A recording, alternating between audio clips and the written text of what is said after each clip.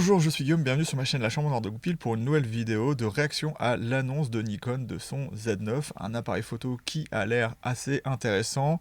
Je dirais pas sur le papier parce que j'ai les caractéristiques techniques et il y a quelques trucs qui manquent, mais l'appareil photo risque d'être vraiment intéressant sur certains points, notamment son prix. Il n'est pas plus cher que le R3 alors qu'il a 45 millions de pixels, mais on reviendra là-dessus. Et donc voilà, pour faire la vidéo, je vais aller dans les caractéristiques techniques et après je reviendrai un peu sur tout ce qui a été dit, enfin surtout sur les caractéristiques.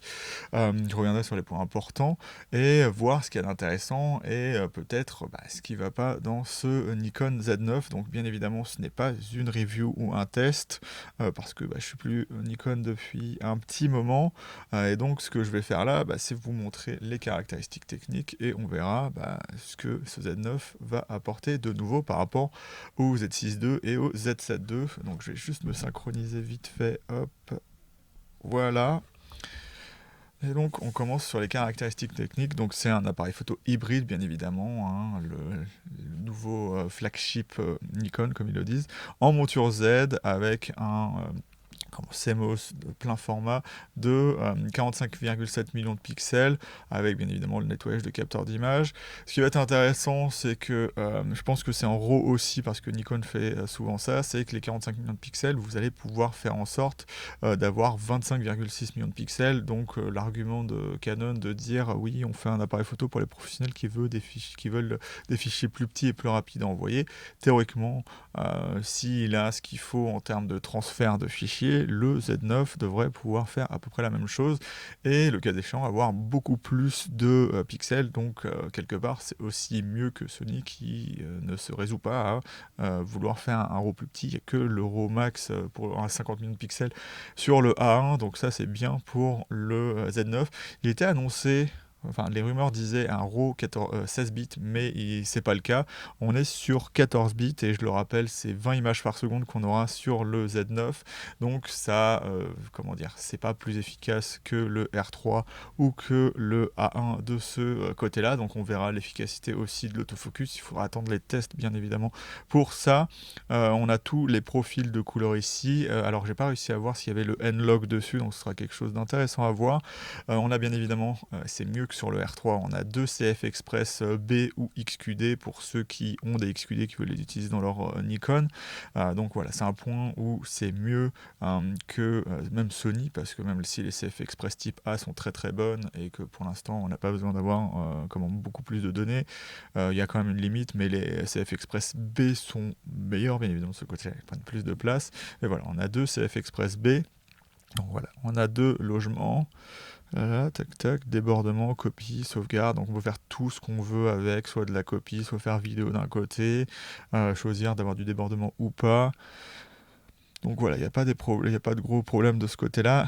On va commencer à voir, voilà, je me disais, comment c'est Nikon, et comme vous le savez, hein, c'est pas une critique ou quoi que ce soit, mais ils ont beaucoup moins d'argent alloué à leur partie photo qu'avant, et ça se voit ici, parce qu'il n'y a aucune évolution des caractéristiques. Lorsqu'on prend un 1.1 ou un R3, on s'attend à voir les meilleurs viseurs qui existent.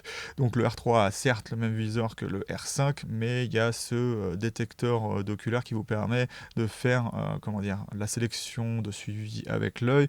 Et là, on est sur exactement le même viseur que le Z6, que le premier Z6 d'ailleurs. Donc on est à un 0,5 pouces de 3,69 millions de pixels à environ 0,8, ce qui fait qu'au final, le viseur de l'A7 IV qui va sortir et qui est une version de base, va avoir un viseur aussi bon que ça. Donc voilà, après c'est à voir. Mais le grossissement, bien évidemment, des Nikon est un peu plus élevé. On a 0,8 chez Sony sur le A1, c'est 0,9. Et chez Canon, avec le R3, ce sera 0,76.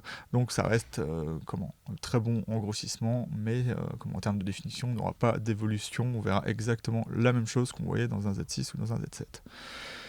On a du réglage dioptrique, le relief d'œil est pas mal, c'est exactement le même je crois que le A7 IV, donc ça devrait être pas mal, et le fait d'avoir 0,8 c'est un bon compromis pour les porteurs de lunettes, parce que je le rappelle, dès qu'on a un viseur qui est trop grand, on finit par plus voir l'image complète à l'intérieur, même avec un bon relief d'œil. puisque c'est la physique, il faut faire soit un oculaire assez énorme, et voilà. Donc détection entre sélection de l'écran, d'ailleurs qui est assez intéressant, surtout pour la photo, parce qu'en vidéo vous n'aurez pas trop l'utilité, si vous filmez vous n'aurez pas trop l'utilité de ça. L'argument, c'est que ce sera certainement plus solide. Après, si l'écran est ouvert et que l'appareil photo tombe, je ne sais pas si c'est plus solide qu'un écran qui se retourne, mais au moins on a un écran qui va pivoter dans n'importe quel sens. Donc on peut faire n'importe quel cadrage qu'on veut, au moins en photo. Et on n'a pas à sortir l'écran, ce qui est plus rapide que sur un écran orientable. Donc de ce côté-là, c'est une petite évolution assez intéressante. Monture Z, donc on peut mettre l'adaptateur pour mettre les optiques F, bien évidemment. On a une chose intéressante, c'est que contrairement, je ne sais pas si le R3 fait ça, à mon avis, ils doivent le faire. Si on a les 1,32 millième de seconde, donc je n'irai pas voir si le R3 ou le A ont ça. C'est très très bien en obturation électronique, bien évidemment. Ce qui est marrant, c'est que c'est pas spécifié que c'est l'obturateur électronique. Donc on verra ça dans les tests, mais je pense que les 20 images par seconde seront achevées avec un obturateur électronique, et c'est pour ça que normalement le scan du capteur est censé être meilleur que le A1, donc il faudra bien évidemment voir les tests pour ça, parce que on ne sait pas. Et on ne sait pas si c'est un capteur Sony ou quoi que ce soit, donc il faudra voir ça. Donc on a un 250e, un 200e, donc c'est basique pour le flash. Est-ce qu'on peut le faire avec l'obturateur électronique? Je ne sais pas. Des vitesses... Non. Ouais, bon, ça c'est avec un flash qui permet de faire ça. Donc on a continu haute vitesse, continu bas de vitesse, c'est du basique chez Nikon. Alors on a les 120 images par seconde en photo, donc on sait pas. Il n'y a pas d'étoile dessus, je sais pas. Ah si, il va y avoir un Astérix 12. Astérix 12, alors est-ce qu'il est en bas? Alors Astérix 12, cadence maximale, prise de vue mesurée lors de tests internes. Donc ça veut rien dire, on ne sait pas si c'est en RAW du coup, en JPEG, donc il faudra voir ça. J'étais où? J'étais là, hop. Donc basse vitesse de 1 à 10, ça qui est bien chez Nikon, c'est qu'on peut faire ce qu'on veut. 10 à 20. Ok, on peut aussi aller à 30 images par seconde. Mais à mon avis, ça doit être spécial, parce qu'à mon avis, en fait, ce qu'ils disent pas, c'est que les 20 images par seconde, je pense que c'est en RAW, et après on passera en JPEG, puisqu'il n'y aurait pas de distinction entre les deux au final. Donc encore une fois, à voir dans les tests, mais ça reste quand même quelque chose qui a l'air assez intéressant. Donc on a le retardateur comme d'habitude, mesure TTL, voilà, très bonne mesure chez Nikon, mesure matricielle, voilà. Rester sur ça tout le temps, moi c'est ce que je fais basiquement sur le multisegment ou le matriciel quand j'étais chez Nikon. Un multisegment c'est Sony. Plage de mesure standard, hop, correction d'exposition, moins 5 plus 5. Ce qui est intéressant là, c'est qu'on a les 64 ISO, donc c'est probablement la base du capteur Sony 45 millions de pixels. Après, à voir si c'est quelqu'un d'autre qui a fabriqué le capteur, peut-être d'ailleurs sur la base du Sony, parce qu'on a quand même les ISO de base qu'on avait sur le capteur Sony. Alors peut-être que c'est le process Nikon qui est vraiment très bon en termes d'imagerie. Il y a aucun problème là-dessus, c'est plutôt du côté de l'autofocus ou des choses dans le genre qu'il faudra voir s'il y a vraiment des problèmes, mais j'irais pas dire qu'au niveau des couleurs et de la dynamique, il y a des problèmes chez Nikon. J'ai toujours pris des images très très bonnes, et encore aujourd'hui mes images que j'ai prises au D700, lorsque je les vois, elles sont très très belles. On a le Lightning, alors voilà, faut voir si ça affecte le RAW. Moi, c'est typiquement des choses que j'utilise jamais. Donc AF hybride, donc comme chez Sony, on a un AF qui fait de la détection de phase et de la détection de contraste. Alors en théorie, c'est plus efficace que ce que fait Canon avec le dual pixel, puisque que avoir de la détection de phase, ça permet pas une précision optimale. Mais ce que j'ai vu, Canon s'en sort très très bien quand même. Donc plage de détection, donc on a moins 6,5 à 19, donc c'est ceux qui ont la meilleure sensibilité autofocus, hein, il n'y a pas de problème là-dessus. Et lorsqu'on est en affichage lumineux, on a moins 8,5. Moi je trouve pas ça intéressant parce que c'est des appareils photo qui sont souvent intéressants à utiliser avec l'AFC, et ça c'est avec la lampe AF, donc c'est en AFS, donc en AF ponctuel ici, et donc en AF continu on aura juste tout le temps ça, puisque la lampe AF ne peut pas se mettre, puisque sinon on verrait la lampe lorsque ça fait l'autofocus. Alors l'AFF, c'est pas intéressant, c'est comme l'AFA chez Sony, c'est en gros... ah non, l'AFF, pardon. L'AFF, c'est l'autofocus continu en vidéo, c'est vrai qu'il le différencie de l'AFC.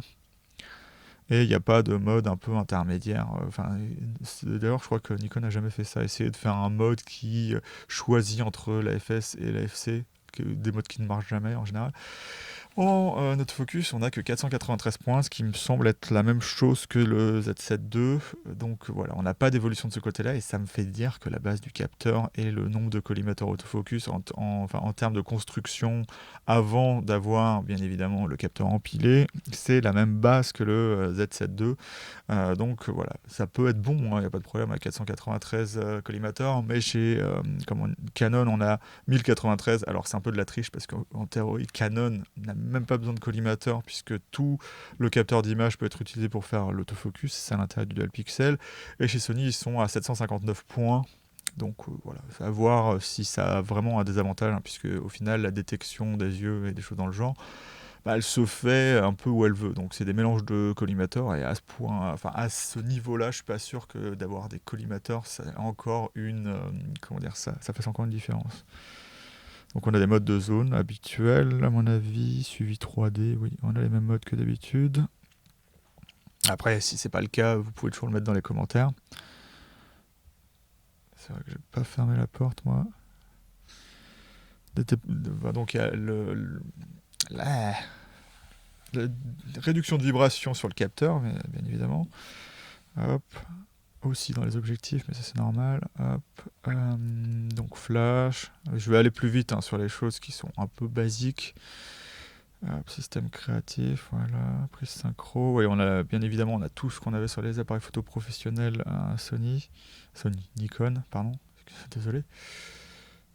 Tac, tac, tac, balance des blancs. Bien évidemment, on est entre 2500 et 10 000.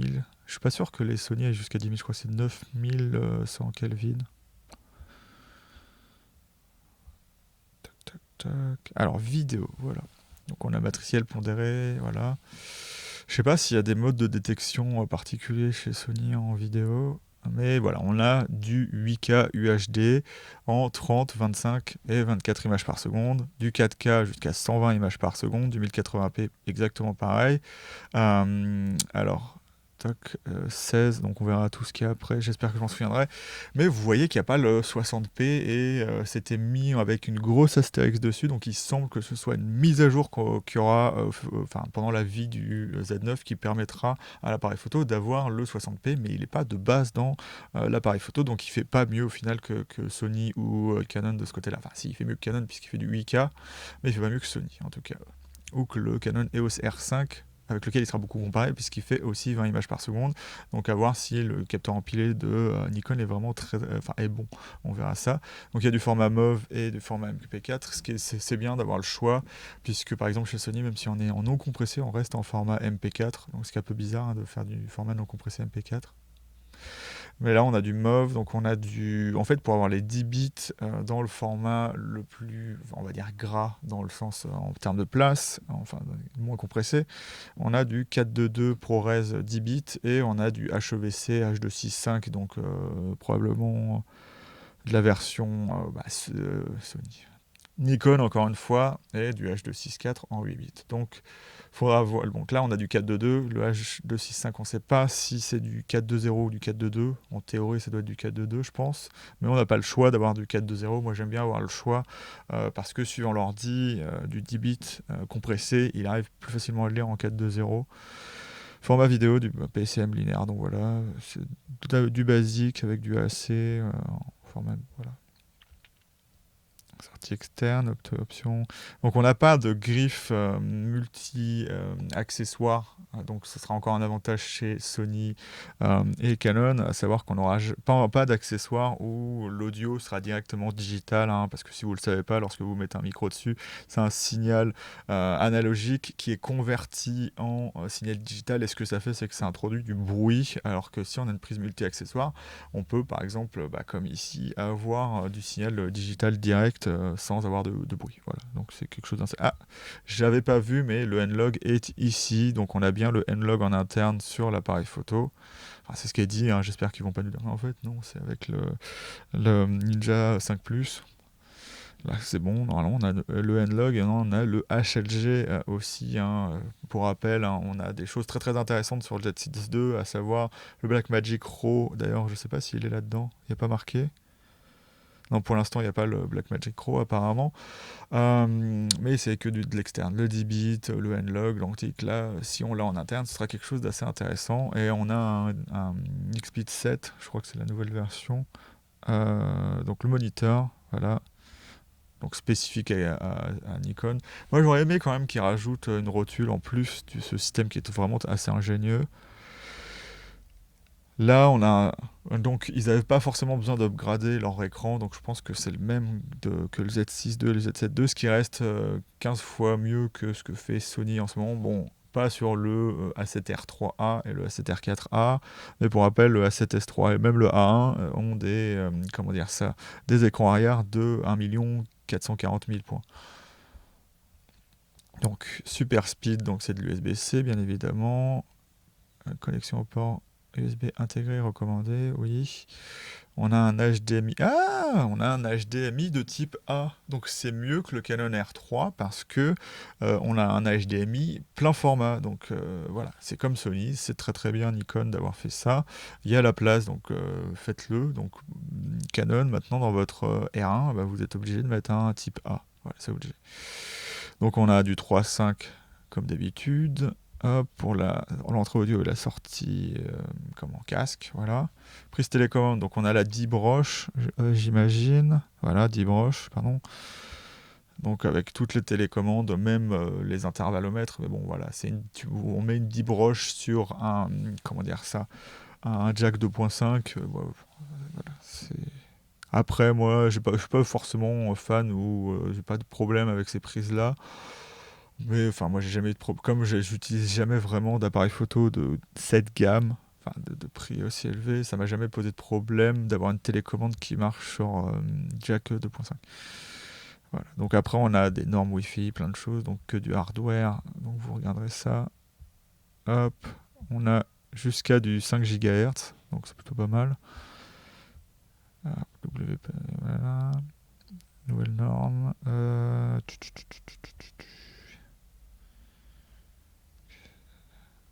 Ah oui, donc il a le nouveau. En fait, il a une espèce d'évolution de système GPS. Donc il a le GPS, ce qui est assez intéressant. Donc il a apparemment ce qui se fait de mieux là-dedans.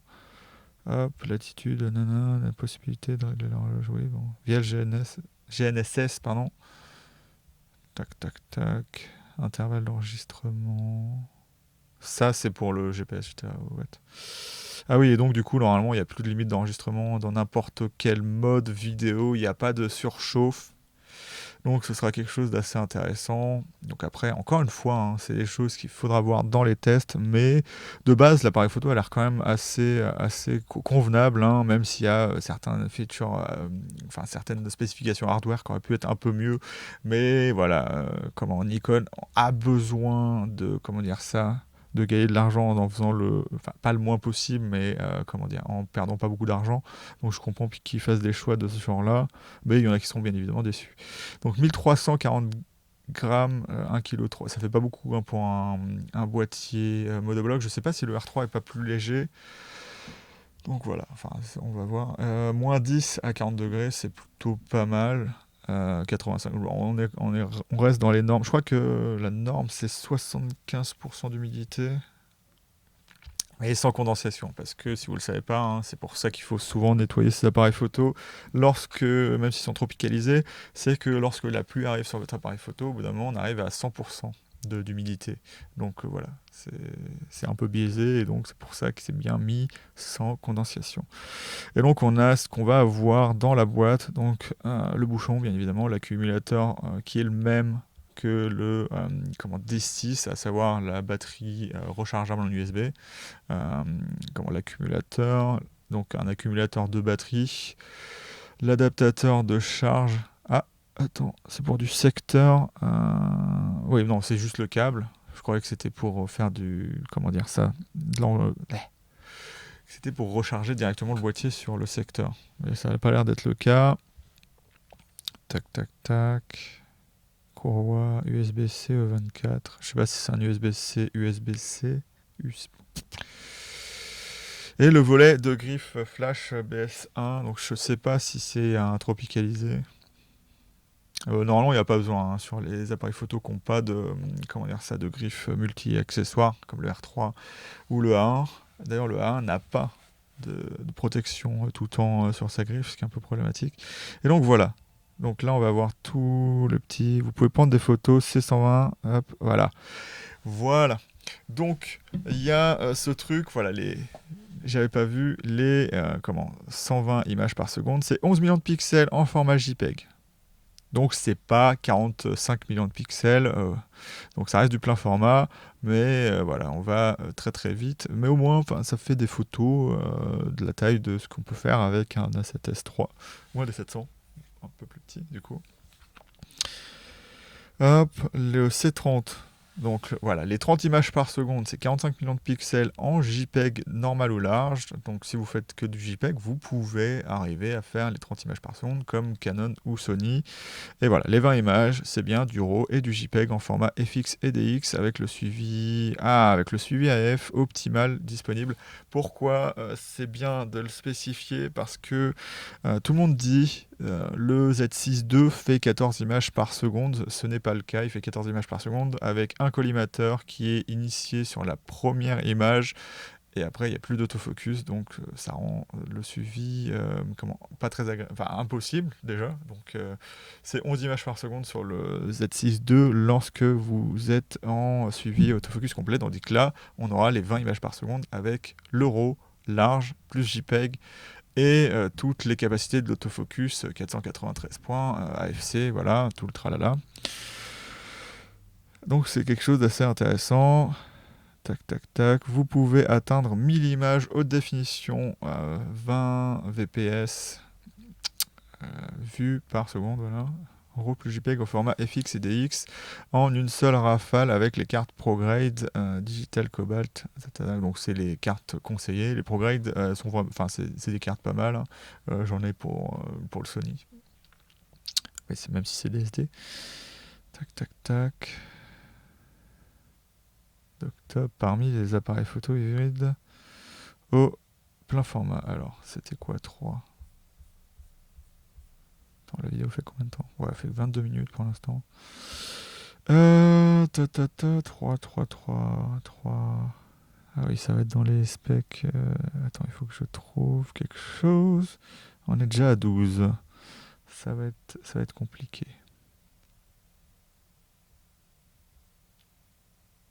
D'ailleurs, le 1, il était où ? Tic, tic, tic, tic, tic, tic. Bon, tant pis, je trouverai pas. Hop, donc si vous le trouvez, voilà, c'est bien. Hop. Pour travailler à distance avec un seul Z9 connecté au smartphone, vous devez utiliser l'application NX Mobile Air de Nikon. Le travail à distance avec plusieurs appareils photo via le réseau 4G, 5G connecté, ok. Le Z9 peut enregistrer en 8K 30 images par seconde jusqu'à 125 minutes. Ah voilà. On a une limite à l'enregistrement, donc ça fait 2h05, donc c'est moins bon que... Enfin, c'est moins bon. Pourquoi je dis ça ? Ça peut pas être moins bon. Ça peut pas être moins bon que le R3. Le R3, il fait pas de 8K. Donc c'est moins bon que le A1. Donc, dans des situations particulières, donc il faut voir, je sais pas si... Oui, parce qu'en fait, le problème d'une batterie au monobloc, c'est qu'on peut pas mettre... Je sais pas s'il y a des demi-batteries grosses comme ça, et c'est parce que c'est la batterie en interne, et évidemment ça fait de la chauffe, mais ça reste 2 heures en 8K, 30 images par seconde. Apparemment, on peut avoir le ProRes RAW 422 dessus. Enfin, je vais dire ça, mais après, je pense qu'il va falloir que je regarde en dessous. Donc, on va continuer avant de dire des bêtises. Mise à jour. Voilà. Ce que j'avais dit, mise à jour du firmware disponible au printemps 2022 est requise pour activer l'enregistrement 8K 60p intégré. Apparemment, avec aucune. Comment dire ça, avec aucun problème, on va dire. Enfin, ce sera normalement du plein format. Donc, à part s'ils nous annoncent plus tard, non, en fait, non, ça sera du plein format, mais je ne sais pas pendant combien de temps il tiendra. Parce que s'il tient 125 minutes à 30p, il est probable que ça fasse beaucoup moins à 60. Parce que ça fait beaucoup de calculs. Hein. Donc, l'enregistrement au format NRAW n'est possible qu'après une mise à jour du firmware. Voilà. Donc, on aura du RAW sur le Z9, mais pas tout de suite. Donc encore une fois, plein de features qui vont... c'est un peu problématique dans le sens où c'est comme si vous lancez un appareil photo et vous dites, voilà, il aura des spécifications qu'on veut qu'il ait, mais il les aura pas tout de suite. C'est un petit peu dommage. L'enregistrement au format ProRes RAW HQ. Mais ils l'ont pas dit ça non plus. Alors le ProRes RAW, donc en fait vous pourrez faire que de l'H2 6.15, de l'H2 6.5, comment Ouais, vous pourrez faire que de l'H2 6.5 en 8K, en 4K et tout le reste. Avant 2022, vous pourrez avoir le ProRes. Mais c'était pas indiqué, c'est ça qui est marrant, c'était pas indiqué dans les spécifications. Une vidéo 4K UHD suréchantillonnée à partir du format 8K est possible lors de l'enregistrement 30, 25 et 24. Voilà, et une mise à jour du firmware disponible au printemps 2022 est nécessaire pour un suréchantillonnage à partir du format 8K. Ouais, d'accord. Pour 50 et 60p. Donc ça veut dire que le 120, ce sera certainement beaucoup moins bon. Mais ça sera quand même intéressant, hein, parce que comment je sais pas si, non, le Sony A1 ne fait pas de suréchantillonnage, hein, c'est du pixel binding à chaque fois, donc ça pourrait être intéressant. Déjà, c'est intéressant pour le 30, le 25 et le 24. Les photos 8K sont enregistrées en tant que fichier JPEG aux dimensions définies, oui, donc selon la norme CIPAC, objectif f2, voilà. Les moins 6,5 IL, c'est intéressant parce que Canon arrive à des résultats similaires avec un optique à f1.2. Sony et Nikon mesurent avec un objectif à f2.0 avec toujours une sensibilité de 100 ISO à 20 degrés. Et donc ça veut dire que en théorie, c'est l'AF le plus sensible. À voir si l'AF est bon. J'espère qu'il sera bon parce que ça fera quelque chose d'assez intéressant dans les zones sombres. Tac, tac, tac, AFS. C'est quoi ça? Ça veut dire quoi? Ah oui, le deuxième, c'est pour la sensibilité étendue lorsqu'on a, à mon avis, la lampe AF. Donc là, c'est mesuré 1, 2. Je sais pas pourquoi ils ont fait les deux. Nombre de points AF disponibles en mode sélectif sélectionné. Voilà. Cadence de vue réelle pour 120, 100 respectivement, 119, oui.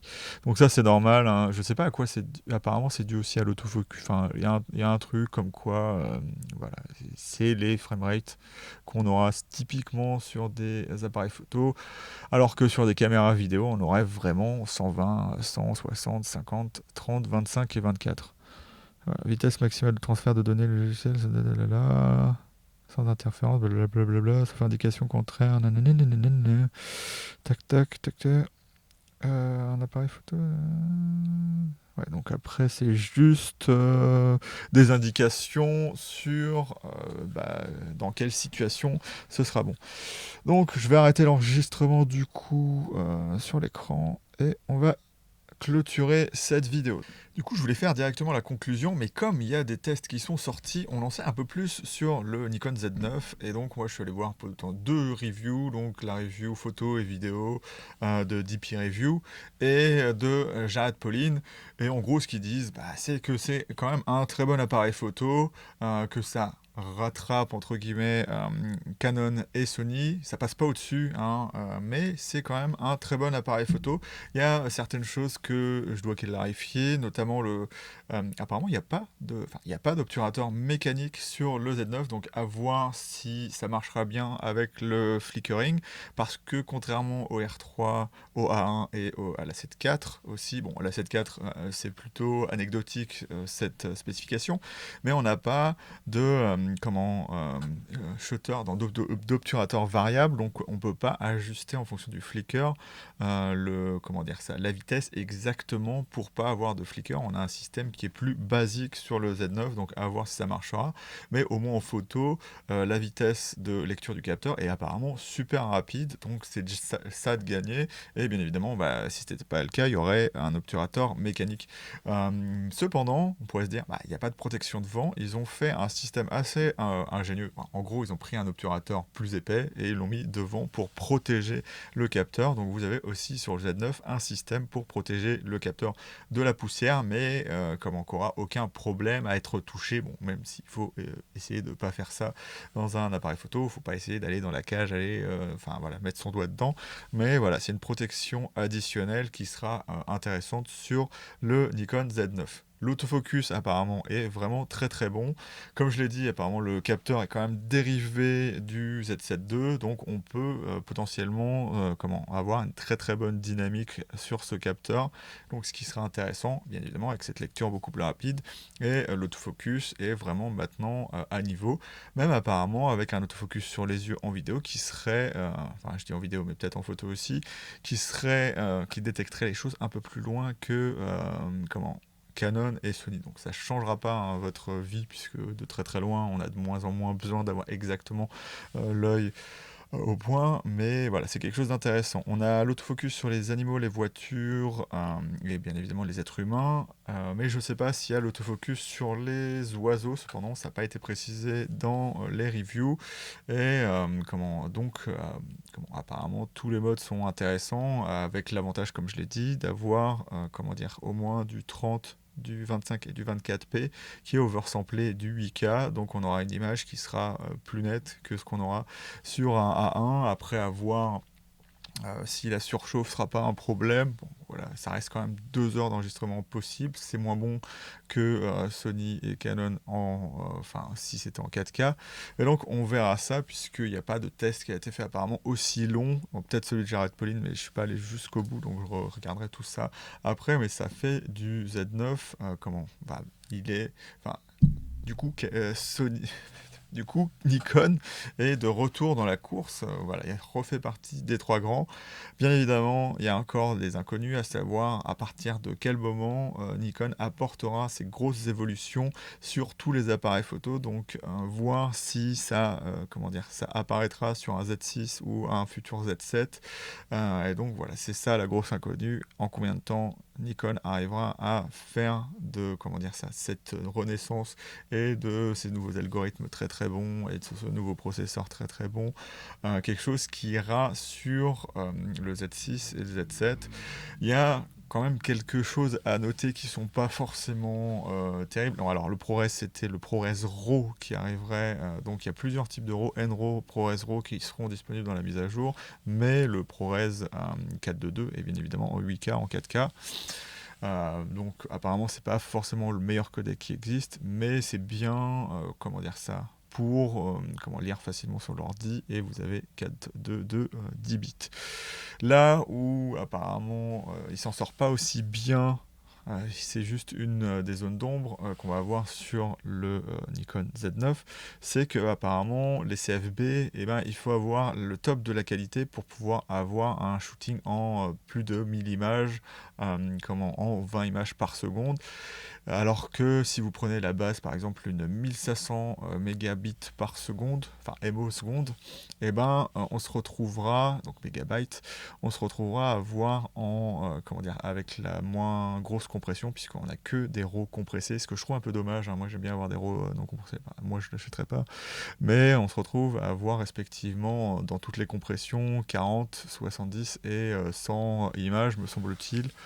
Donc en 20 images par seconde, ça va très très vite. En 2 secondes, vous avez dans le RAW moins compressé, bloqué le buffer. Donc voilà, c'est quelque chose à considérer. Mais au moins, Nikon fait enfin un appareil photo qui, comment dire, ça donnera le choix aux Nikonistes de vraiment rester chez Nikon plutôt que d'essayer d'acheter le R3. Donc j'espère que les Nikonistes qui ont précommandé le R3 ne s'envolent pas trop. Donc moi, du coup, je vais un peu, comment dire ça, finir là-dessus. Ce sera un très très bon appareil photo, mais il y a quelques trucs de hardware qui sont peut-être pas le mieux. Enfin, c'est pas un waouh, comment physiquement parlant, hein. Le viseur sera pas génial au final, même s'il n'y a pas de lag dedans, il y aura pas, comment dire ça, vous aurez aucune interruption, donc le processeur ira assez vite, mais on reste sur du 3,69 millions de pixels avec 60 Hz, donc c'est pas forcément terrible. Le rafraîchissement fait pas en sorte de rendre service, par exemple, au tracking, donc c'est ça qui va être un peu dommage, hein. Aussi bien chez Sony que chez Canon, on a au moins 120 images par seconde. Chez Sony, on peut aller jusqu'à 240, je sais plus, chez Canon. Mais voilà, il y a des trucs comme ça. L'appareil photo sera aussi le plus lourd avec ses, comment dire ça, je sais plus combien, c'était 1300 et quelques grammes, ce qui fait qu'il est beaucoup plus lourd au final que le R3, puisque le R3 fait que 1 kg. Donc voilà, il y a des choses à considérer, mais au moins Nikon revient avec un appareil photo qui essaye ose des trucs, hein, parce que le fait de ne pas avoir d'obturateur mécanique, c'est un gros risque, hein, et ce sera à voir si ça marche vraiment très bien. Mais les premiers avis sont positifs, donc moi je pense que cet appareil photo est bien né, et donc il faut en sorte que Nikon subsiste. Après, comme je vous l'ai dit, il faudra voir ce que ça donne dans le niveau un peu moins professionnel, hein, à savoir est-ce que Nikon arrivera juste à subsister avec vraiment des pros, ou s'ils arriveront à faire descendre ça dans la gamme inférieure assez rapidement. Euh, donc voilà, ce sera quelque chose à voir. Moi, je vais vous laisser là-dessus. Évidemment, moi, ce que je trouve dommage, juste pour finir, c'est ces petites choses qui vont arriver en mise à jour, mais ça promet quand même pas mal de choses intéressantes, hein, notamment du 60p en 8K et du 60p oversamplé 4K du 8K. Donc des choses assez intéressantes. Donc moi je vais vous laisser là-dessus. Si vous avez aimé les vidéos, n'hésitez pas à liker. Donc moi j'utilise un Sony Canon, donc c'est juste parce que j'aime bien quand même les concurrents sortent des choses intéressantes, puisque ça a forcé à Canon et Nikon de se bouger aussi les fesses. Donc encore potentiellement plus d'évolution chez Sony et Canon. Donc moi je vais vous laisser là-dessus. À bientôt.